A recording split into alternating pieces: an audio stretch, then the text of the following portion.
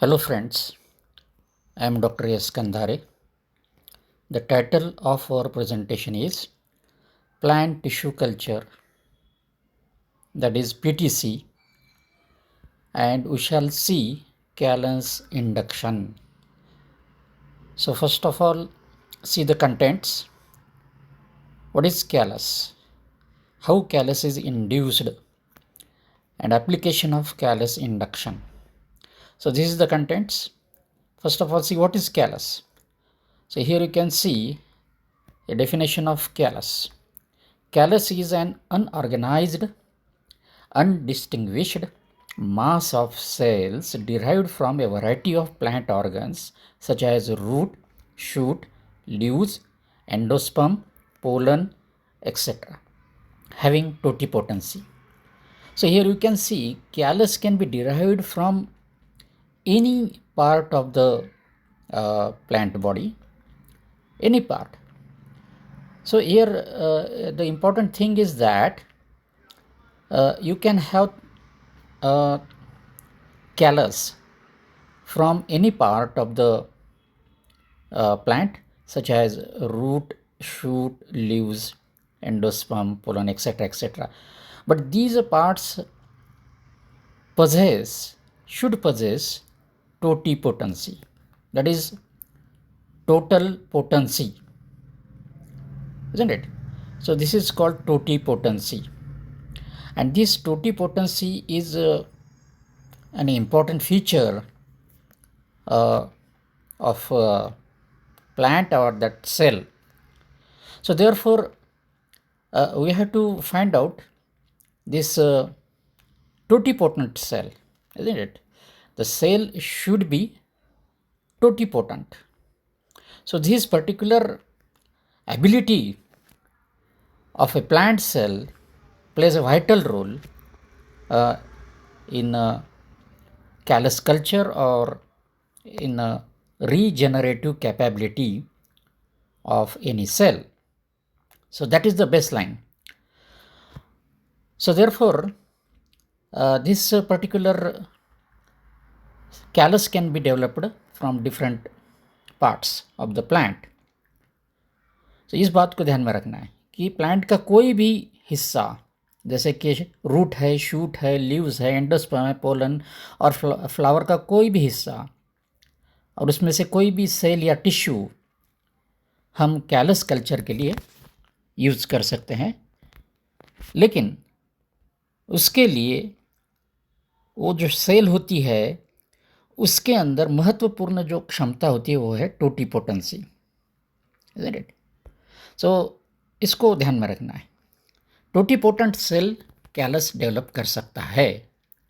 So this is the base line. Callus can be produced from single differentiated cell. So this is an important aspect. A differentiated cell can be converted into callus. So this is the capacity of the cell which is called totipotency, isn't it? तो ये plant की जो cell होते हैं उसके अंदर ये एक क्षमता होती है, एक पोटेंसी होती है। जो सेल डिफरेंशिएटेड है, जो सेल ऑर्गन फॉर्म कर चुकी है, उस सेल को रीडिफरेंशिएटेड करके, डी-डिफरेंशिएटेड करके रीडिफरेंशिएट किया जा सकता है और उससे कैलस बनाया जा सकता है। So therefore callus can be produced from a single differentiated cell and many callus cells are totipotent, being able to regenerate the whole plant body. It needs a regular subculture to maintain its potency. So therefore this callus can be maintained, isn't it? For maintenance of the callus it should be subcultured. So this is the important is subculturing of the callus can be done in order to maintain its totipotency. तो यह बात बहुत महत्वपूर्ण है कि regenerative capacity जो होती है प्लांट सेल की, जो डिफरेंशिएट हो चुकी है, ऐसे डिफरेंशिएटेड सेल को हम डी डिफरेंशिएटेड सेल बना करके डिफरेंशिएशन की प्रक्रिया करके उसको कैलस में कन्वर्ट कर सकते हैं. So this is the important basic idea behind this callus culture that you have to understand. Generally there are different kinds of callus, but the most important are these two. Now callus formation and its different types. How callus is formed? So देखिए callus का formation दो तरीके से हो सकता है. One is natural callus formation. तो ये पहला, ये नेचर में भी कैलस बनता है प्लांट के अंदर. जो प्लांट होते हैं वो निसर्गतः कैलस डेवलप कर सकते हैं. Natural callus formation can occur. So you can understand this callus can be formed naturally, है ना, as well as we can induce callus formation artificially. So here we can say artificial callus formation can be done. So you can understand the callus can be developed artificially also. In nature callus formation होता है. तो दोनों किस्म का जो callus का formation है ये हमें देखने को मिलता है.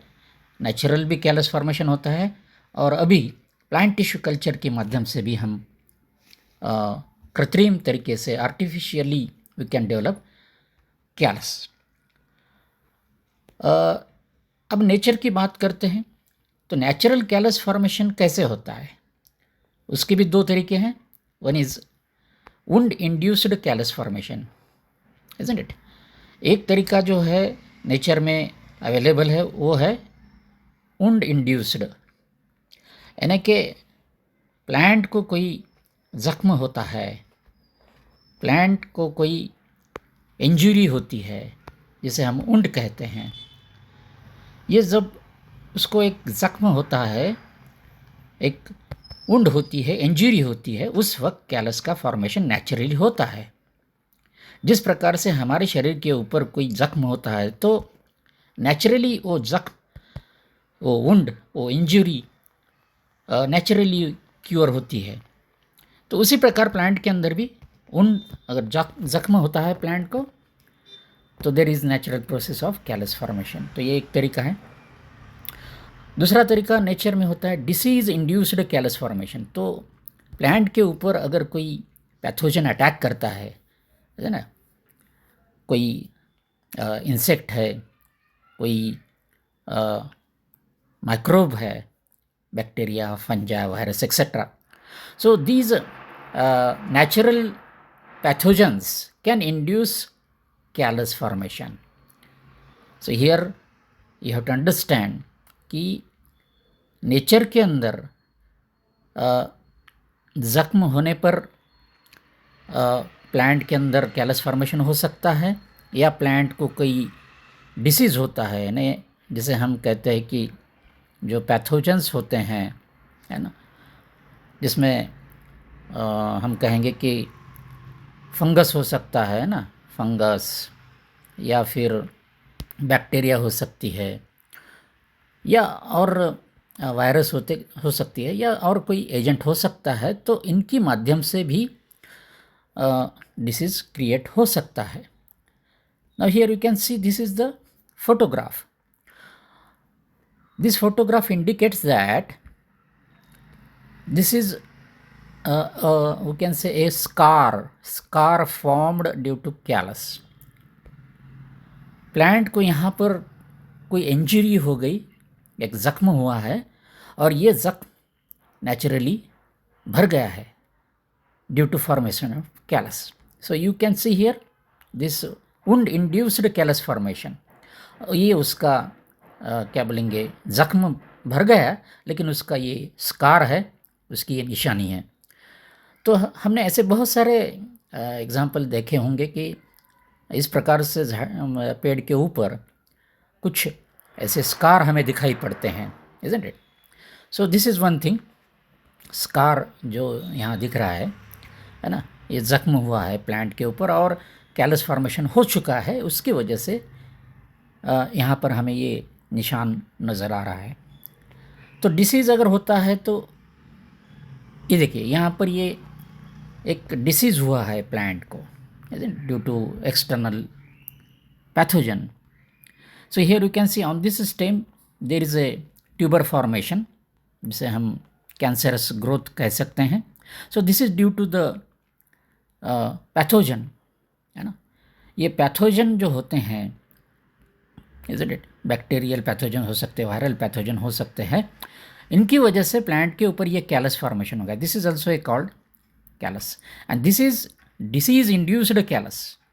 सो यू हैव टू अंडरस्टैंड ये जो कैलस है ये कैसा है। दिस कैलस फॉर्मेशन जो हुआ है इट इज़ डिसीज इंड्यूस्ड, है ना। तो डिसीज़ की वजह से हुआ है ये कैलस फॉर्मेशन। कैसे हुआ है? एक पैथोजन की वजह से हुआ है। So this is the callus which is formed due to some pathogen, external agent. तो इस प्रकार से हम देख सकते हैं कि ये जो डिसीज़ होता है और प्लांट के ऊपर कोई अटैक होता है, so this natural causes also cause callus formation. अब ये तो हो गया natural formation of callus. Artificial में क्या होता है, हम इंट्रोड्यूस करते हैं। So this is anthropological activity. Human can develop callus in plant. So plant के अंदर हम कैलस फॉर्मेशन डेवलप कर सकते हैं and this can be done in laboratory with the help of phyto hormones, है ना। प्लांट के जो हार्मोन्स होते हैं उसे हम कहते हैं phyto hormones. So we can use these phytohormones to induce in vitro callus formation, isn't it? तो लैबोरेटरी में भी हम कैलस को इंट्रोड्यूस कर सकते हैं, जैसे कि you can see here. So this is the callus formed in test tube on a media.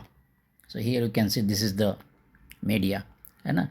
ये मीडिया है, isn't it? So this is media, isn't it? Media. तो जैसे MS media commonly Murashige Skoog media, इसके ऊपर ये develop किया गया है, isn't it? तो इस प्रकार से you can see Murashige Skoog media के ऊपर in laboratory condition, under laboratory condition and controlled condition, under the influence of certain phytohormones, we can develop artificial callus.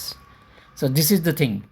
So you understood that callus formation can occur naturally and artificially. तो artificially हम देख रहे हैं plant tissue culture के माध्यम से। अब यहाँ पे ये जो बताया है, ये injured plant के अंदर एक किस्म का reaction trigger होता है। So this is the injured plant.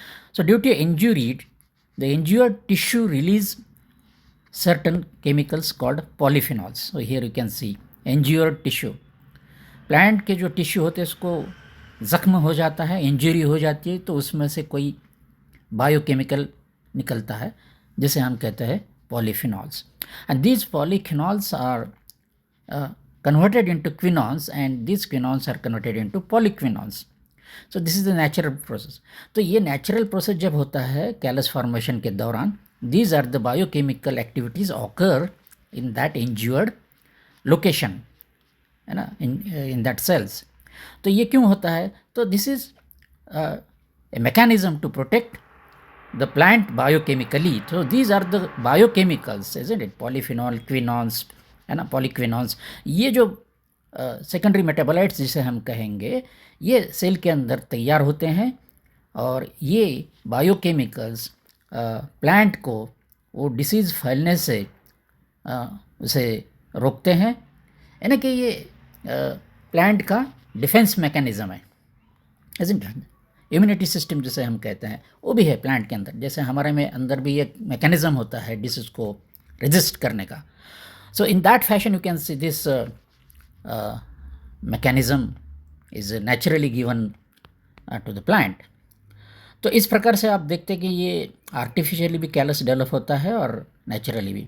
So there are mainly two types of callus formations. One is shooty callus. So here you can see this is the mass of cell, undifferentiated mass of cell, and from this undifferentiated mass of cell you can say there is a formation of shoot.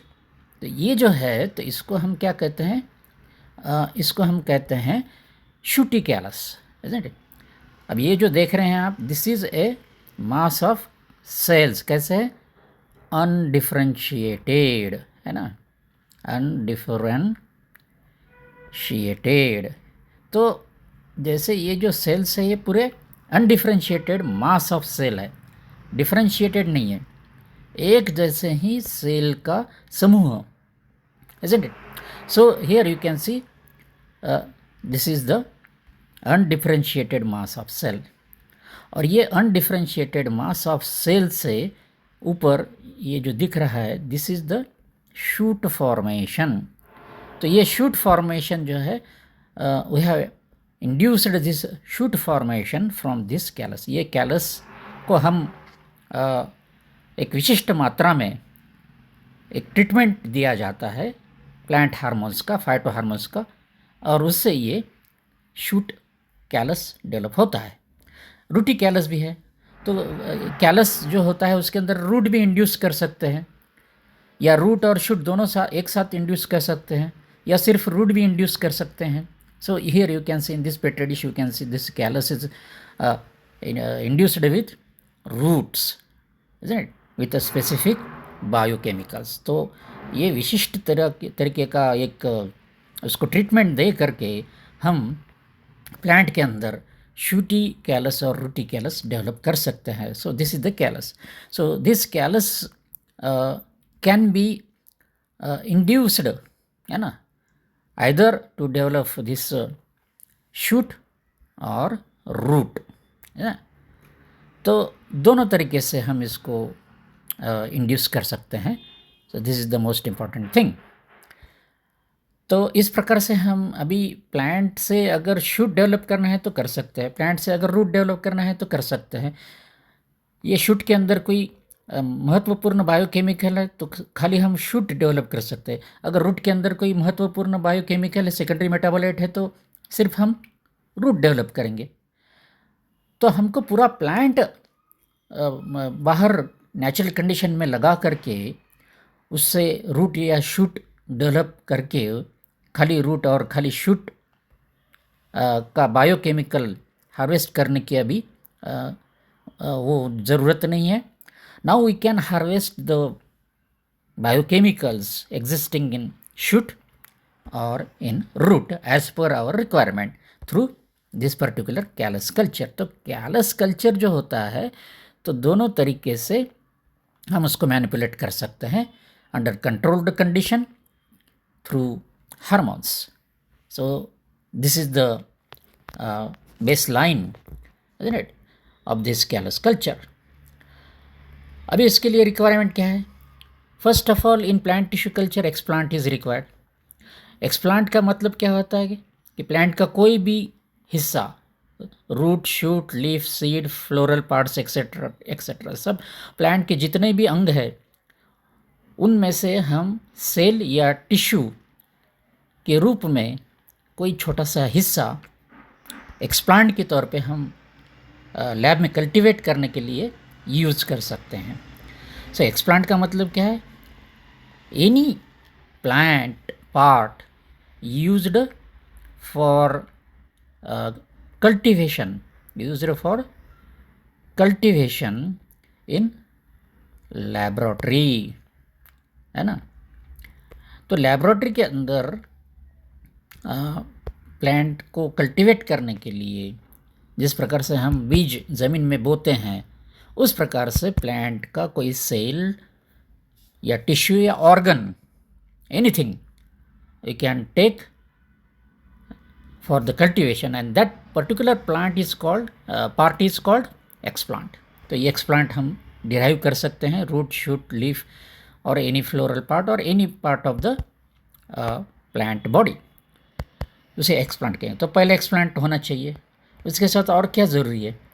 तो दूसरी महत्वपूर्ण बात है कि culture media, agent. तो ये जो explant है ये एक्सप्लांट कहाँ बढ़ेगा, है ना। जैसे सीड जो होता है वो ज़मीन के अंदर बढ़ता है, क्योंकि ज़मीन के अंदर कोई क्षार होते हैं, पानी होता है, तो वो जो बीज होता है वो ज़मीन के अंदर क्षार और पानी लेकर के बढ़ता है, ग्रो करता है।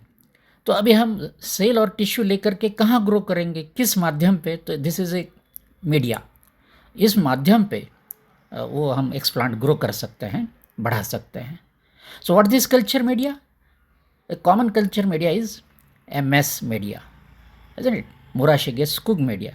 तो ये मीडिया के अंदर क्या क्या होता है? आगार होता है, सुक्रोज होता है ना, और एनी अदर कार्बन सोर्स होता है, स्टेराइल डिस्टिल्ड वाटर होता है, उसका pH एडजस्ट किया हुआ होता है, एंड डिफरेंट और से मिनरल्स, क्षार, है ना, अलग अलग मिनरल्स जो भी है ना, कैल्शियम है, मैग्नीशियम है, आयरन है, बोरान है, micro and micro nutrients along with certain phytohormones. ऐसा कॉम्बिनेशन बना करके we can make this culture media, and this common culture media is Murashige media. So along with this we add important biochemicals called hormones, that is phytohormones. Basically these are the two important phytohormones, that is auxins and cytokinins, and balance of this auxin and cytokinin decide the mode and direction of the growth of shoot and root. तो shoot और root को develop करने के लिए इसका balance करना पड़ता है ऑक्सिन्स का। अब these are the different names of auxins for your consideration. So these are the examples. Auxins different kinds of auxins होते हैं, तो उसमें से ये है, देखो, two four dichlorophenoxy acetic acid, that is 2,4-D, naphthalene acetic acid, that is NaA, और indole 3 acetic acid, that is IAA। तो ये कुछ एग्जाम्पल्स है ऑक्सिन्स के। उसी प्रकार से साइटोकाइनिन नाम का जो फाइटोहार्मोन है उसके कुछ एग्जाम्पल्स, जैसे कि kinetin, benzyl aminopurine, that is BAP, और thidiazuron, TDZ। So these are the commonly used phytohormones in callus culture. अब ये जो फाइटोहार्मोन्स होते हैं तो इसके एक मात्रा होती है, इसका एक बैलेंस होता है। फॉर एग्ज़ाम्पल, हमें अभी कैलस से रूट बनाना है, उसके लिए रूटिंग करना है, तो इस प्रकार की मात्रा हमें रखनी चाहिए। High auxin is to cytokinin ratio, isn't it? High auxin is to cytokinin ratio, तो यानी कि ऑक्सिन की मात्रा साइटोकाइनिन से ज़्यादा, तो ज़्यादा ऑक्सिन कम साइटोकाइनिन, ज़्यादा ऑक्सिन कम साइटोकाइनिन। तो इस प्रकार की अगर हम मात्रा रखते हैं, है ना, ऑक्सिन की मात्रा ज़्यादा और साइटोकाइनिन की मात्रा कम, तो ऐसा अगर हम रेशो रखेंगे, फॉर एग्जांपल 2:1 रखेंगे, तो इसमें से क्या होगा? रूट फॉर्मेशन होगा। उसी प्रकार से उल्टा अगर किए तो साइटोकाइनिन का जो क्वांटिटी है ज़्यादा रख दिए, है ना, साइटोकाइनिन की जो क्वांटिटी वो ज़्यादा रख दिए और ऑक्सिन की मात्रा कम कर दीजिए, तो उसमें क्या होगा? शूट फॉर्मेशन होगा, कैलस से बनेगा शूट, बराबर। अभी समझो आपको शूट और रूट नहीं डेवलप करना, खाली कैलस मेंटेन करना है, तो हमें equal quantity of auxin and cytokinin का रेशो रखना पड़ेगा, यानी कि हम 1:1 ऐसा रेशो रखेंगे तो there will be formation of callus. तो ये बहुत इम्पॉर्टेंट चीज़ है। So here you can control the formation of different plant organs, right? क्या आपको डेवलप करना है उस हिसाब से you can maintain this ratio of auxin to cytokinin, and you can generate different parts of the plant body, isn't it? तो इस प्रकार से अगर हम देखते हैं कि ये जो प्रोटोकॉल है, इसका जो एक प्रोसीजर है कैलस कल्चर का, तो वो क्या है? तो पहले एक्सप्लांट लेना है ना, जैसा मैंने बताया कि explant is any part of the plant in the form of cell or tissue, or organ. So that is explant. So first of all, you have to take the explant, isn't it? It can be derived from stem, root, leaf, meristem, floral parts, seeds, etc. etc. तो कहीं से भी ले सकते हैं. Then sterilization. So this is important aspect in plant tissue culture. Sterilization, निर्जंतुकीकरण जिसे कहेंगे, ये बहुत ही important procedure होते हैं. All the explants, all the apparatus should be sterilized, isn't it, before you initiate your procedure. So explant should be sterilized, surface sterilization of the explant, and this surface sterilization of the explant can be done with these common biochemicals or detergents such as TPOL, mercury chloride, sodium hypochlorite, alcohol, etc. So as per our requirement and what I can say availability, you can use any sterilant. So explant and all the apparatus should be sterilized. Next, then we have to prepare the culture media. So culture media is also very important. Culture media यानी खाद्य. तो जो भी explant और plant के जो cell और tissue होते हैं उनको खाने के लिए, जिंदा रहने के लिए कोई ना कोई खाना तो चाहिए, है ना. तो इसे हम कहते हैं culture media. So culture media is nothing but A nourishing media, and it nurtures and nourishes this explant, isn't it? So preparation of culture media. तो ये कल्चर मीडिया भी बहुत शिद्दत से बनाना पड़ता है, isn't it? उसके अंदर कोई माइक्रोब्स नहीं जानी चाहिए. तो under sterile condition you have to prepare this culture media. So this is MS media. Commonly used media is MS media, Murashige Skoog media. अब इसके अंदर पूरा आ गया, अगार आ गया, कार्बन सोर्स आ गया, डिफरेंट मिनरल्स आ गए, डिफरेंट विटामिन्स आ गए जो प्लांट्स के लिए एसेंशियल है, उसका pH एडजस्ट कर लिया जाता है. और उसके साथ प्रॉपर फाइटोहार्मोन्स, वो फाइटोहार्मोनल बैलेंस भी इम्पॉर्टेंट है. तो जिस प्रकार से हम फाइटोहार्मोन्स डालेंगे उस प्रकार से वो जो शूटिंग रूटिंग होगा वो वैसा होगा. It depends upon the proper balance of phytohormones. So next is callus formation. तो बाद में क्या होगा, हम इसका फाइटोहार्मोन्स का जो बैलेंस है वो बैलेंस कंट्रोल करके हम कैलस फॉर्मेशन करेंगे. So here you can see auxin is to cytokinin ratio is 1:1, 50-50. तो equal amount of auxin and cytokinin is essential for formation of callus. तो ये इम्पॉर्टेंट चीज़ है. तो यहाँ पर इस बात को हमें ध्यान रखना है कि 1:1 ratio of auxin and cytokinin is very very important. तो इस प्रकार से ये ऑक्सिन साइटोकाइनिन का जो रेशो होता है इसको सही तरीके से अगर मेंटेन किया जाए तो कैलस फॉर्मेशन होता है. फिर next step is phytohormone balance. जैसा कि मैंने बताया in previous slide, auxin is to cytokinin जो रेशो होता है. For example here you can keep this ratio, more auxin and less cytokinin, ज़्यादा ऑक्सिन कम साइटोकाइनिन की मात्रा. तो यहाँ पे रूट फॉर्मेशन होगा कैलस के अंदर. अगर उल्टा किए, ऑक्सिन का जो प्रमाण है वो ऑक्सिन का जो प्रमाण होता है वो जो अगर आप कम कर दिए और साइटोकाइनिन का प्रमाण बढ़ा दिए तो यहाँ पर शूट फॉर्मेशन हो जाएगा. सो this is the thing. So this base line, इस प्रकार से हमें ध्यान रखना पड़ेगा कि ये जो शूट और रूट फॉर्मेशन होता है तो इस प्रकार से होता है.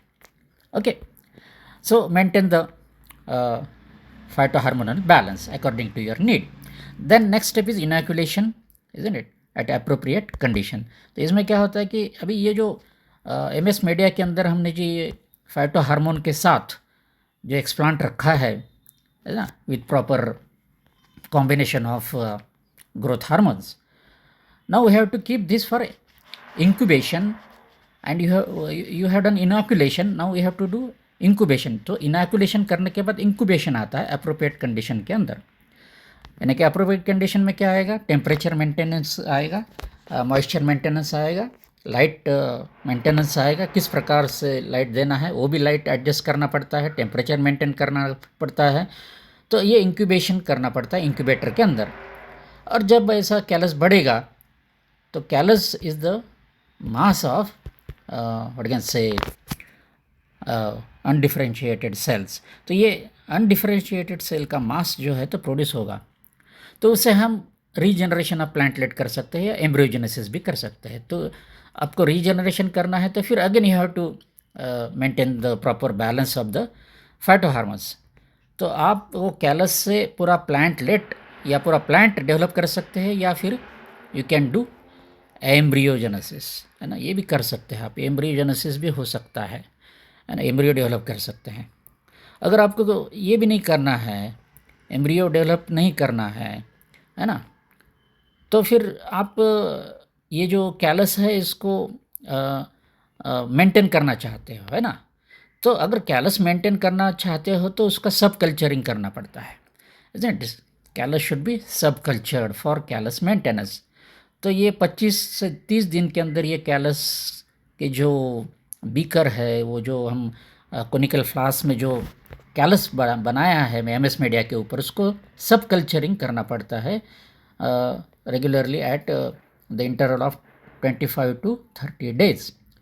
क्योंकि क्या होता है कि ये जो मीडिया है, culture media is being consumed by this callus, तो खाना कंज्यूम हो रहा है, तो कैलस ज़िंदा रखने के लिए हमको नए मीडिया के अंदर, नए एमएस मीडिया के अंदर we have to carry out this subculturing at the interval of 25 to 30 days।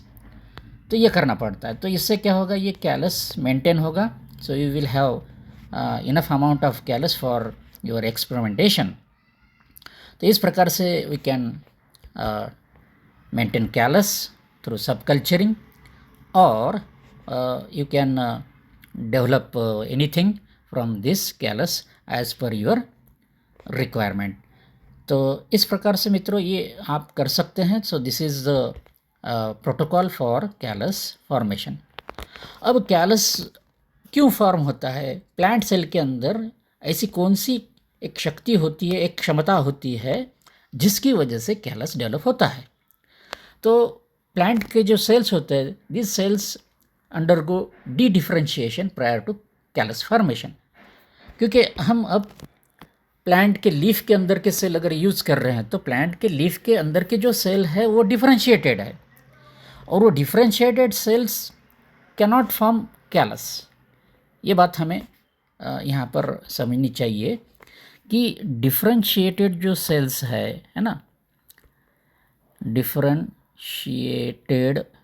Sales जो होते हैं they cannot directly produce callus, है ना। तो ये डायरेक्टली कैलस प्रोड्यूस नहीं करेंगे, है ना। डिफरेंशिएटेड जो सेल्स है वो डायरेक्टली कैलस प्रोड्यूस नहीं करेंगे। So differentiated cells should undergo dedifferentiation. ये महत्वपूर्ण बात यहाँ हमें ध्यान में रखनी है कि जो डिफरेंशिएटेड सेल्स है वो उसका डी डिफरेंशिएशन होना बहुत ज़रूरी है। तो डी डिफरेंशिएशन की एक प्रक्रिया होती है, जैसे कि मैंने बताया कि ये ज़ाइगोट से प्लांट डेवलप होता है। तो zygote is a totipotent cell, 100% totipotent cell. तो ज़ाइगोट से ही प्लांट पैदा होता है ना। तो ये ज़ाइगोट के अंदर प्लांट का हर पार्ट डेवलप करने की क्षमता होती है, इसीलिए this zygote is 100% totipotent cell, isn't ये बात। तो फिर ये ज़ाइगोट जैसा मैच्योर होगा, बढ़ेगा, तो उसके अंदर डिफरेंशिएशन की प्रक्रिया होती है। ज़ाइगोट में से क्या होता है, माइटोसिस होते रहता है, और माइटोसिस होने के बाद फाइटोहार्मोनल चेंजेस होते रहते हैं, और उससे आगे आगे डिफरेंशिएशन की प्रक्रिया होती है। उसमें जेनेटिकल प्लस हार्मोनल प्रोग्रेशन होता है, इज़न्ट इट। सो ये जो जेनेटिकल एंड हार्मोनल प्रोग्रेशन होते रहता है ये ज़ाइगोट के अंदर, this process is called differentiation. क्योंकि zygote was initially a single cell, gradually it becomes a callus which is undifferentiated mass of cell, and from this undifferentiated mass of cell, through the process of differentiation, there are genetical and hormonal changes in that particular cells। तो धीरे धीरे क्या होता है कि undifferentiated mass of cell से different organs बनने शुरू हो जाते हैं। तो ये जो प्रक्रिया होती है ज़ाइगोट से पत्ते बनना, उसके बाद में रूट्स बनना, उसके बाद में छोटी छोटी ब्रांचेस बनना, फिर फ्लावर बनना, है ना, फिर फल बनना, फिर सीड बनना, ये जो प्रक्रिया है ये डिफरेंशिएशन की प्रक्रिया होती है।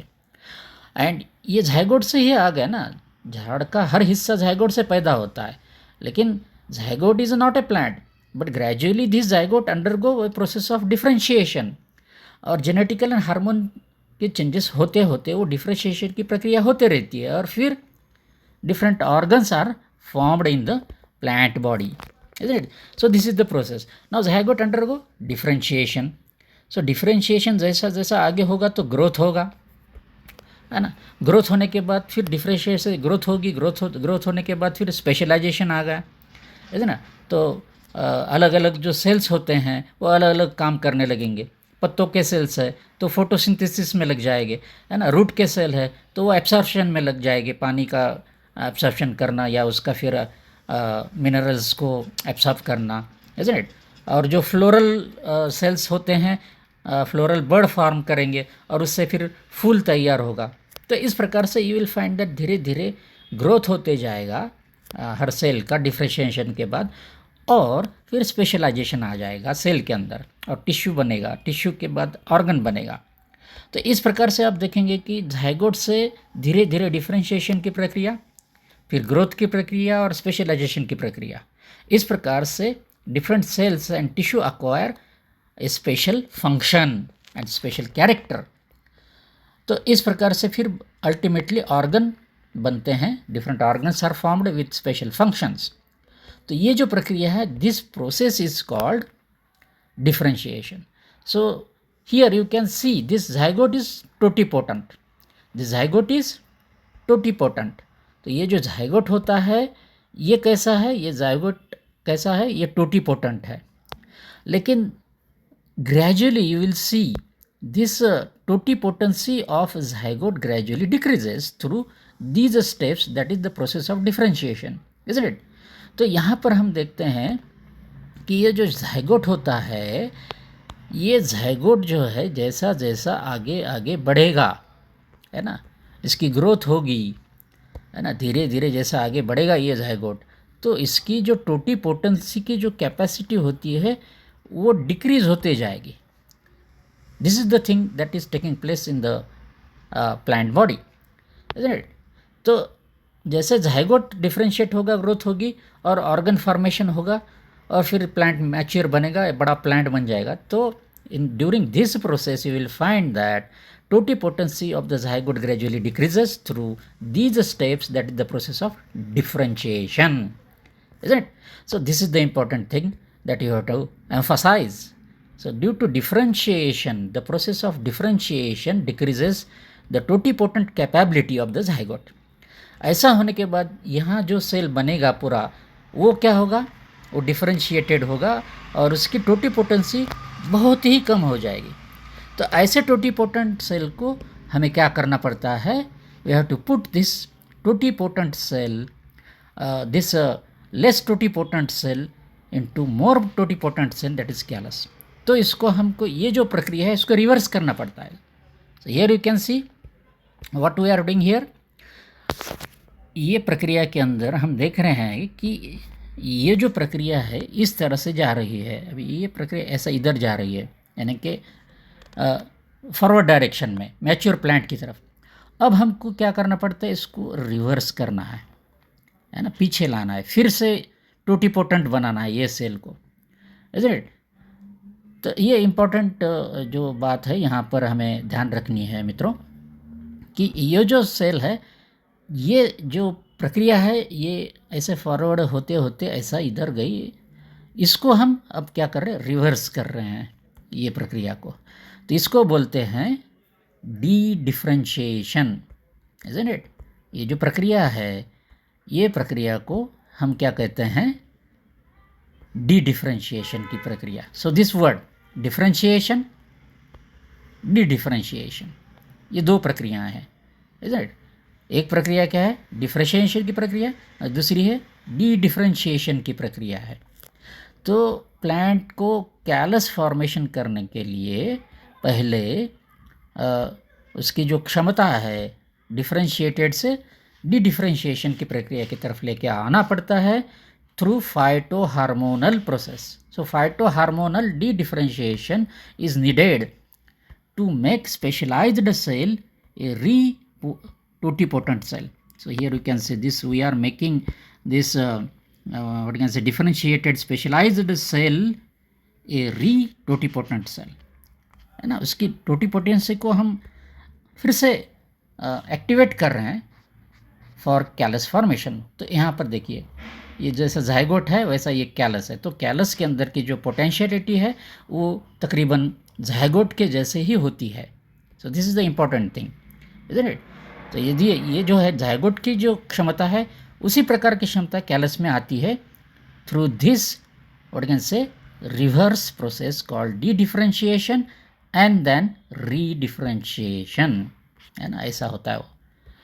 तो ये उसका जो बेस लाइन है that you have to understand.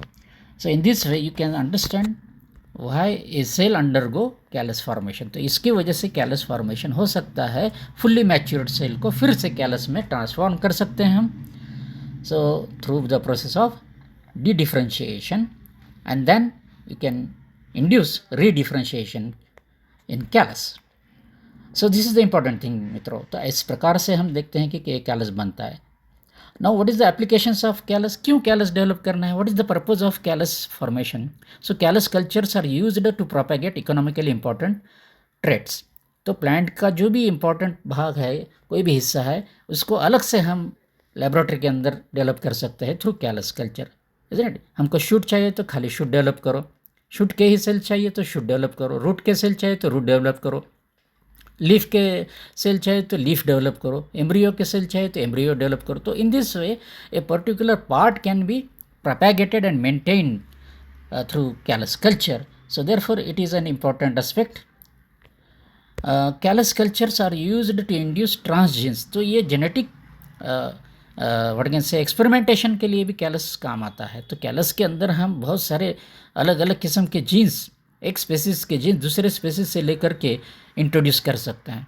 So therefore trans jeans, है ना, जो जीन्स वो सेल के अंदर नहीं है, वो ऐसे जीन्स किसी सेल के अंदर हम इंट्रोड्यूस कर सकते हैं. सो उसे हम कहते हैं ट्रांस जीन्स. तो कैलस कल्चर में ये बात हो सकती है. Then callus cultures are used to extract bioactive substances. तो ये भी बहुत महत्वपूर्ण एप्लीकेशन है. बायोएक्टिव सब्सटेंसेस हम डिराइव कर सकते हैं. जैसे मानो कि कोई प्लांट होता है जिसके रूट के अंदर बहुत अच्छा कोई बायोकेमिकल होता है, तो हम ये बायोकेमिकल रूट में से एक्सट्रैक्ट करने के लिए हमें खेती करने की ज़रूरत नहीं. तो खाली लेबोरेटरी में हम उसके रूट्स डेवलप कर सकते हैं और उस रूट से स्पेसिफिक बायोएक्टिव सब्सटेंस कमर्शियली हम डिराइव कर सकते हैं. So this is the thing, isn't it. Plant के जो भी secondary metabolites है, and these are the bioactive substances can be harvested through callus culture. Callus cultures are used to produce secondary metabolites. तो ये बात है, सेकेंडरी मेटाबोलाइट्स जो plants के होते हैं, अल्कलॉइड्स वगैरह या टैनिन्स है, इस प्रकार के जो भी मेडिसिनली यूजफुल और मेडिसिनली इम्पॉर्टेंट मेटाबोलाइट्स है, these metabolites can be extracted on commercial level through this callus culture in plant tissue culture. So these are the important things that are related to you can say callus culture. So hope you understand this presentation. So you have to view this presentation repeatedly and prepare your own notes. So thank you friends. Thank you.